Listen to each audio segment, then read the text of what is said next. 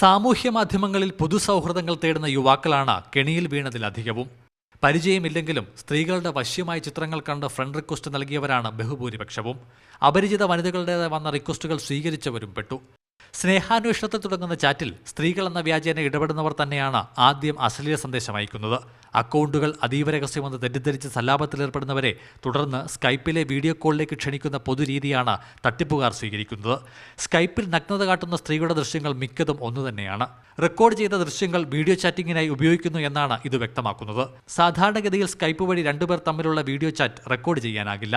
എന്നാൽ ഇതിനുള്ള സാങ്കേതിക വിദ്യ കൂടി നേടിയവരാണ് ബ്ലാക്ക് മെയിലിംഗിന് പിന്നിൽ. ഇരയുടെ ദൃശ്യങ്ങൾ സെക്കൻഡുകൾക്കുള്ളിൽ സ്കൈപ്പ് വഴി അവർക്ക് തന്നെ അയക്കും. ഫേസ്ബുക്കിലെ ഇവരുടെ വ്യക്തിഗത വിവരങ്ങളും പ്രവർത്തന മേഖലയുമായി ബന്ധപ്പെട്ട കാര്യങ്ങളും പിന്നാലെ വരും. ദൃശ്യങ്ങൾ കുടുംബാംഗങ്ങൾക്കും സുഹൃത്തുക്കൾക്കും അയക്കുന്നതിനൊപ്പം സാമൂഹ്യ മാധ്യമങ്ങളിൽ പ്രചരിപ്പിക്കുമെന്നാകും പിന്നാലെ എത്തുന്ന ഭീഷണി. ദൃശ്യങ്ങൾ പ്രചരിപ്പിക്കാതിരിക്കാൻ ആദ്യഘട്ടത്തിൽ പണം നൽകിയ പലരിൽ നിന്നും വീണ്ടും തുക ആവശ്യപ്പെട്ടതായും വിവരമുണ്ട്. എന്നാൽ അപമാനം ഭയന്ന് ആരും പരാതി നൽകുന്നില്ലെന്നാണ് പ്രതികരണങ്ങൾ വ്യക്തമാക്കുന്നത്. CK Abhilal, Mathrubhumi news, Palakkad.